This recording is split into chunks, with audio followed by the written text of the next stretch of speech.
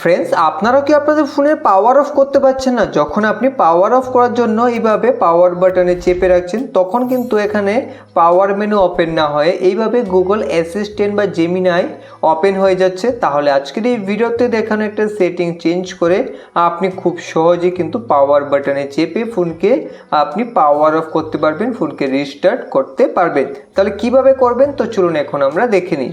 তো এর জন্য আপনাকে সবার প্রথমেই ফোনের সেটিংসকে ওপেন করতে হবে। তো আপনি ফোনের সেটিংসকে ওপেন করবেন, সেটিংসকে ওপেন করে এখন স্ক্রল ডাউন করুন। এখানে আপনারা একটা সেটিংস দেখতে পাবেন, শর্টকাট অ্যান্ড অ্যাক্সেসিবিলিটি। তো এখান থেকে আপনারা শর্টকাট অ্যান্ড অ্যাক্সেসিবিলিটি সেটিংসে ক্লিক করুন। তারপর এখানে দেখুন পাওয়ার বাটন লেখা রয়েছে, এখানে ক্লিক করবেন। আর যদি এইভাবে আপনি সেটিংস না পান তাহলে আমি দেখিয়ে দিচ্ছি কিভাবে করবেন। তারপর দেখুন এখানে দুইটা অপশন রয়েছে, লঞ্চ ডিজিটাল অ্যাসিস্ট্যান্ট, তারপর এখান থেকে লঞ্চ পাওয়ার মেনু। তো এখান থেকে আপনারা লঞ্চ পাওয়ার মেনু সিলেক্ট করে নেবেন। আর যদি এই সেটিংস আপনি এইভাবে খুঁজে না পান তাহলে সার্চ বারে আসুন, এখানে সার্চ করুন পাওয়ার বাটন লিখে। তো এইভাবে আপনি পাওয়ার বাটন লিখে সার্চ করুন।